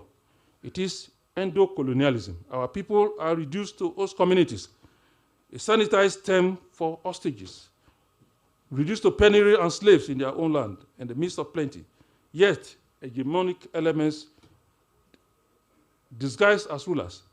This is preposterous. The 3% is an insult. I've said earlier that we have the Alaska USA, for instance, a sovereign fund, wealth fund is given about 10 to 20%. In Aberdeen, Scotland, 80% of local retention to oil industry. We are handed crumbs while our wealth builds skyscrapers in Lagos and Abuja. There's also the other leg to it, which is ecological genocide. Also worthy of note is that every day in the Niger Delta, 16,000 infants die from toxic water, gas flares born equivalent to 40 million tons of COS. This gas is illegal in Europe, but unleashed on us. OSPs the size of Luxembourg poison our ecosystem. This is not negligent, it is economic war. Now, talking about the security dynamics. Oil theft is institutionalized through military insider connivance. It is on record that the security forces enable pipeline vandalism, facilitate theft of over 27 billion annually. Political sabotage also contributes to some distance.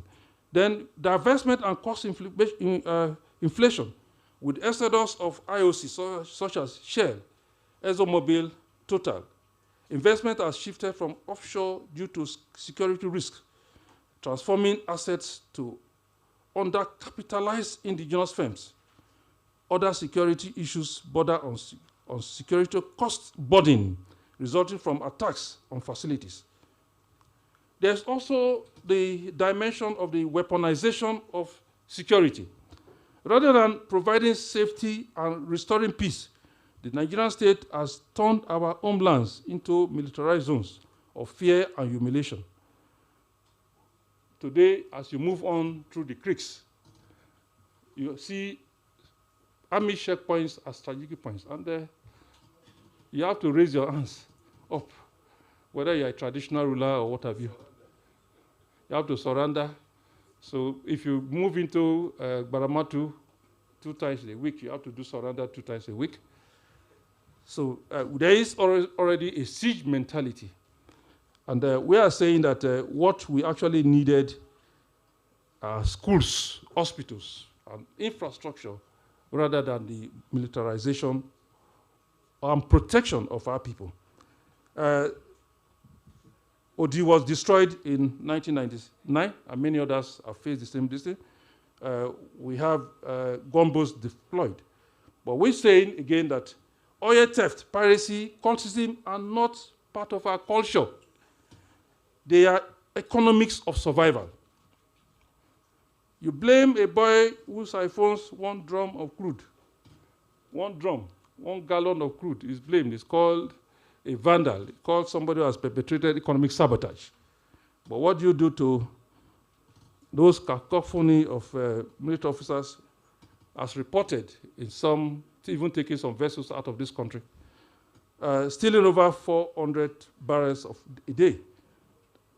The international oil companies fund security contracts as corporate mercenaries that arm gangs to suppress our people. The militarization has been, will not solve our problem. It has also deepened our trauma and fuels a circle of silence. Now, let me come to, because of time again, I'm jumping to the media dynamics. While the structures of power continue to suppress, extract, and marginalize, there is another force at work, less visible, but no less powerful. That force is the media. In any functioning democracy, silence does not simply happen. It is shaped, it is orchestrated, and is often purchased. Nigerian media has reduced the Niger Delta to 2 narratives. One is a poverty porn, where they show most of images of oil-smeared children. Then number 2, as security threat to justify militarization. National media complicity is enforced, as what we have is PRO-driven reporting, often conflicting journalism with selective reputation management. And this process avoids thorough and objective investigation into the gaps of oil companies' operation and other flaws by government and its agencies. Secondly, we also notice that the PIA and other regulatory narrative awareness, there's a gap, because most of our people don't know the implications of the PRA. They don't even have idea as to what are their gains and how to pursue them. One of the major problems we've had that the selective process is even, in most cases, the community leaders are not even involved. So in most cases, what we have is conflict that is orchestrated to provide what we call divide and rule. And that is why none of the host communities have been able to benefit from what the PIA, even though we said it's 3% and patry, unacceptable, but the one you have approved and promised the people, why have they not gotten it? So, want to, when oil spills devastate farmlands in Gbaramatu Kingdom to Nembe Kingdom, the headlines are buried by the national media. When toxic waste kills fish in Bisini or Egbema, the cameras are turned away. When peaceful Ijaw youths cry out against ecological genocide, they are dismissed as militants or economic saboteurs. The same media that amplifies the grievances of the center pays deaf ears to the periphery. It has become more fluent in the language of Abuja than the truth of Fenema or Torbene. This silence is not incidental, that I said, it is political. It is an editorial decision to conceal injustice and distort reality, a decision that makes the media complicit in our continued operation.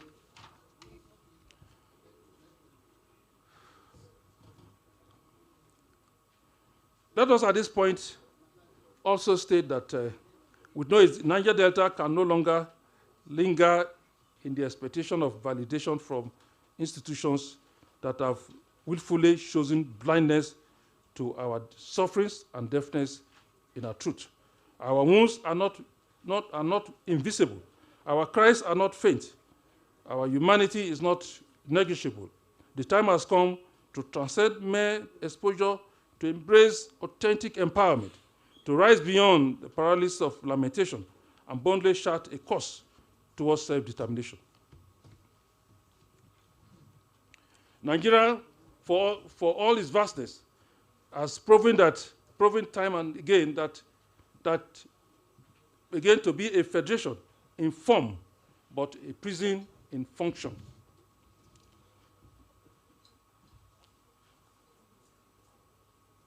President Woodrow Wilson once said that every group of people with shared political aspiration and common cultural bonds has the right to determine their own political future.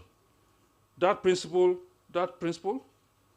gave birth to new nations from the ashes of colonialism and empire. What I'm trying to say is that, I'll round up shortly. What I'm trying to say is that for our traditional rulers, for our leaders of thought, for even the military, we want to re-echo this, because we said this severally. The Nigerian government over the years have cheated us terribly. And the time has come for us to take our destiny in our own hands.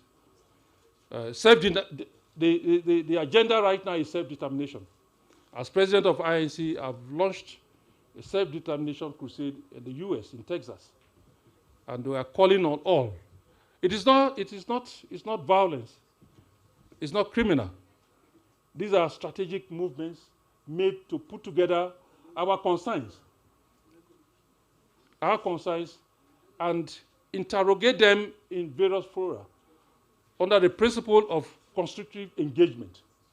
They are not fighting anybody, but we have a duty to articulate our concerns and present them before various governments internationally and nationally. And we believe that that alone will take us to where we are going to be. Because again, just imagine a leader of this country visited a national space, and when he was asked about the status of corruption in this country, and he said there's no corruption in Nigeria. It's on. Yeah. So if we cannot stand right to place things the way they are, how ready are we to resolve the problems facing us? So I am now going to the last section, and it will take me just a few minutes, which is bridging the gaps, shattering the silences. The first point to note is that the issues have a way of reinforcing themselves. Like our daddies did mention, traditional ruler did mention. Where you have resource and social exclusion, it will definitely provoke security breakdown. And when there are security breakdowns that are not addressed, it will affect institutions, including the oil and gas. The media silences promote environmental impunity. When the media refuse to report certain things, you give impunity to those who are perpetrating those evils. And when that happens, the people will take laws into their hands At the end of the day, both the media and the people will suffer all of that. We know the efforts we have made in the past to preach against pipeline vandalism. Yes, we have done so. As INC, we have said we are punishing ourselves. Yes, you go vandalize the pipeline and you take off, siphon some crude. How much? Maximum you have 10 million out of it.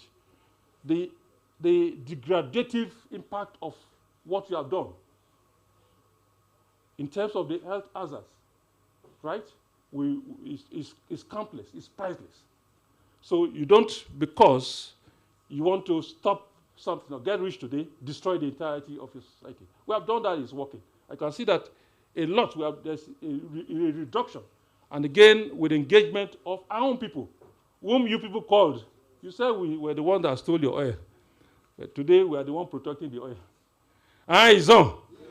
So let us say Bozato, Tantita, and many other oil, what do you call them? Pipeline protectors who are doing what the military cannot do. Can we say 3 Bozato, our people? We are doing what the military could not do.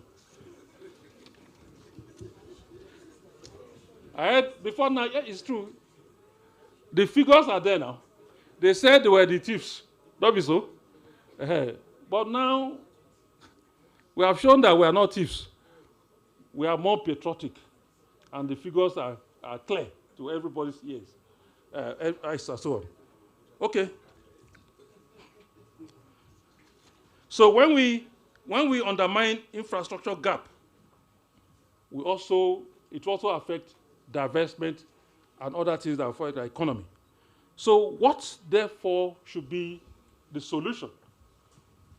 Number one, we must address environmental concerns and promote gas industrialization. We must be intentional on PIA acceleration and ensure there is compliance.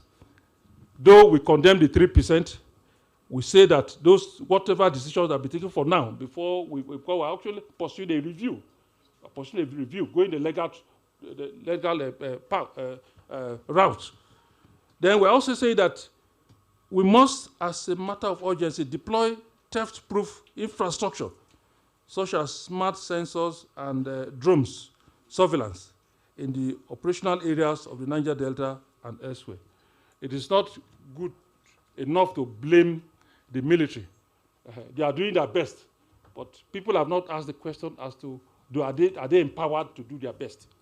These are questions that need to be raised. So we have to apply science and technology to security operations in the region. Then there must also be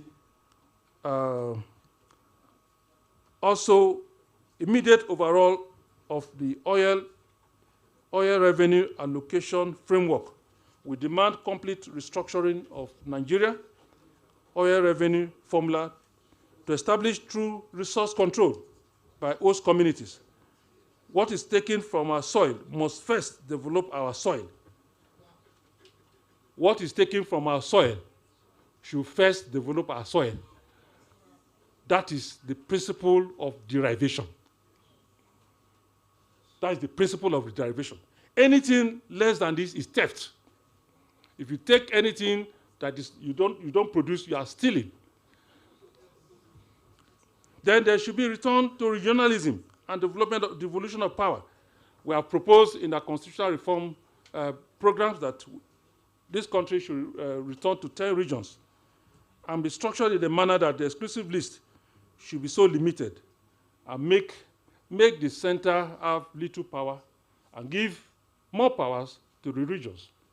And this will serve to promote economic compatibility. Every area in Nigeria is so blessed. I will finish very soon. Yeah. Nigeria will be so blessed that every state has serious economic potentials. But because we apply what we call a feeding bottle economy, we queue at the end of the month and come and suck the oil industry, take the refunds. We have now failed to diversify, and that is affecting everybody. Then I also talked about, for job people, for us to be committed to this national cause. In fairness, 2 additional states should be given to us. It's very important. It's part of our demands. Torebe State should be carved. River State should be carved, at least, to pay for the sins you have committed against us, and also to allow us to grow our economy. Eyes on. Then we demilitarize, we said about that. We return oil fields, marginal oil fields as we speak. 90% of these marginal oil fields are gifted to people who cannot distinguish between palm wine and oil. Yes, palm wine and oil. Marginal oil fields found in our own land, where we suffer degradation, is shared as birthday gifts to people. And we see these things, and you say we should be happy. These gaps must be filled. These are gaps of injustice. These gaps must be filled. When granite and cocoa were held, did we locate anything to any German? Data Spiff, I want to ask her. I want to ask her. When cocoa, granite were the mainstay of the Nigerian economy, were there any allocation to Ijaw people or people for other parts of the country? So why I won't come be saying for everybody? Owelaye public. That will not happen again. So finally, I'm concluding. The Nigerian economy is crippled not by scarcity of policies or lack of new or raw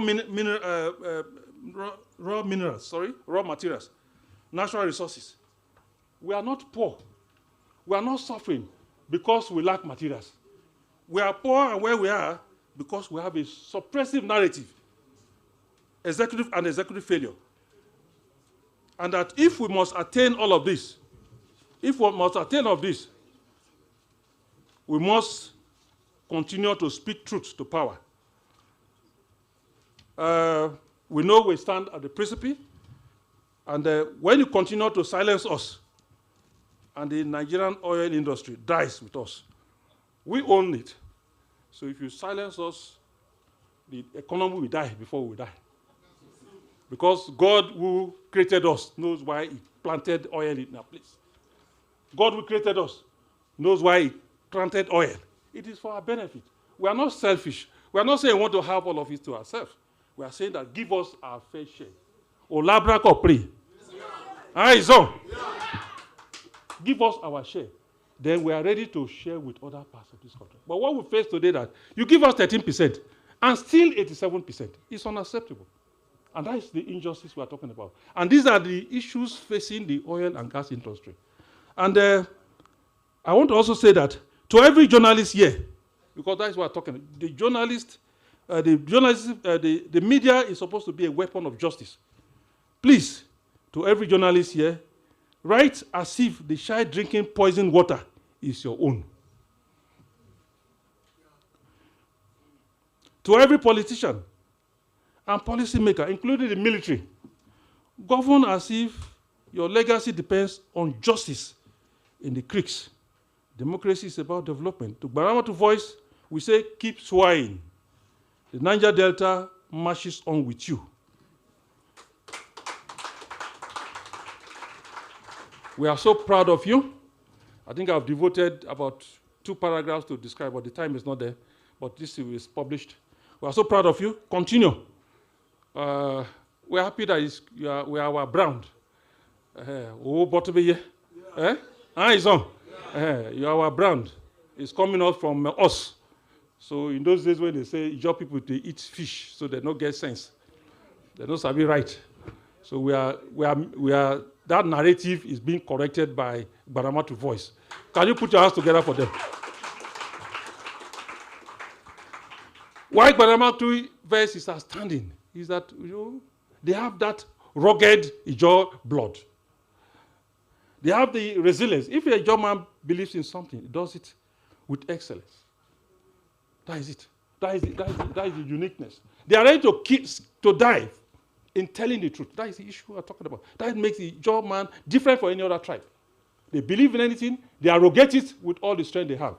So I want to say once more, congratulations, and also saying that finally, these gaps and silences do not just exist in the oil industry. That's what.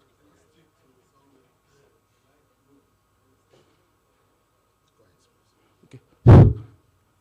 What I'm trying to say is that the silences we have in the oil and gas industry, we are talking about today, are not limited to the oil and gas. They are everywhere, in our educational system, the healthcare system, in our agriculture, in our security. We have gaps and silencing the security, in our productive system and all that. So the time for us to address all of this, not in isolation, because if you have gaps in the security system, it will percolate into other areas. So we need to put together all these gaps and with a bold enthusiasm, address them collectively. By so doing, I'm sure Nigeria will be reset and we're able to bring back our national pride, prosperity, and dignity to our country. And like I said earlier, if we're able to translate the issues here, identify the gaps, particularly in those areas that deal with injustice, and apply justifiable actions, there will be prosperity in the oil-rich Niger Delta. And when the oil Niger Delta is prosperous, happy, and glad, Nigeria will be rich. Thank you.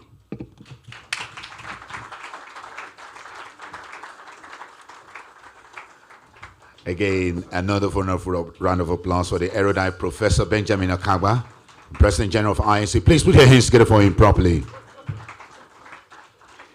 And I hear you very well, Professor Benjamin Akagba. 2 more states for Ijo. I hear you very well. No to 3% PIA. Yes, I hear you very well on the issue of the need to look at the environmental justices and also focusing more on the usage of gas. I hear you very well on the solution for the role of the military in the Niger Delta. Even though I find it very difficult to swallow your points on the media's complicity in all of this. I find it very difficult, particularly when you describe us as the Abuja bought media. Prof, thank you anyway. Let's put our hands together for Professor Benjamin Akagba again. You're very distinguished, ladies and gentlemen. I must sincerely appreciate all of us for the time spent so far with us. And again, permit me to say a big thank you to some of our headline partners. A very big thank you to Mayton Engineering Nigeria Limited. Thank you so very much for standing behind Gbaramatuvoice and the celebration of this 10th year anniversary. Thank you so very much for all you do, and not only sponsoring this event, but also sharing in the vision of a peaceful, progressive, and sustainable Nigeria. And also our appreciation goes to Tantita Security Services Nigeria Limited. Tantita Security Services Nigeria Limited. We also appreciate your contribution and your support in ensuring the success of this 10th year anniversary and this lecture on the 10th year anniversary of Gbaramatuvoice. Our appreciation to Mayton Engineering Limited. Mayton Engineering Limited stands tall as one of Nigeria's most respected engineering and energy service companies. Over the years, Mayton has executed landmark projects in oil and gas power sector, earning a reputation for quality, efficiency, and reliability. The company also is deeply rooted in community development and numerous initiatives aimed at job creation, skill development, and education support across the Niger Delta through visionary leadership and strategic investment. Mayton Engineering, thank you most sincerely for your partnership with Gbaramatuvoice on this 10th year anniversary. Our sincere appreciation also goes to Chevron. Thank you so much, Chevron. The Niger Delta Development Commission, NDDC. Thank you so much. The Presidential Amnesty Program. Thank you so very much. Target Energy, thank you so much. Phenon, thank you so much. And everyone partner here, including the young people who are here in this hall. Can we give 3 Gbosa for the Niger Delta youth? Say Gbosa. Thank you so much, all the Niger Delta youth. Thank you so very much. Now, I've been told that the organizers have made arrangement for some light refreshments. We're going to spend the next 10 minutes for light refreshments, and the light refreshment is served out at the corridor. May I also ask that we allow our VIPs to access the refreshments. So we will reconvene this gathering and we'll go straight to the panel discussion. And the panel discussion will be extracting some of the points made by our keynote presenter. We'll look at how empirical some of his suggestions are. We'll also look at the situation analysis of some of the suggestions made by the keynote speaker. We'll have a well-constituted high panel that will be discussing all of this. But first, we observe the tea break and we'll spend about 15 minutes rather. So we'll reconvene here by 1:40. Thank you so very much. Thank you, sirs. So we allow our VIPs access. Thank you so much. Media, can we have the projection of our sponsors on the screen? Thank you so very much. Thank you, Your Majesties. We have 15 minutes tea break, and this conference will reconverge by 1:40 for the panel session. Thank you so very much.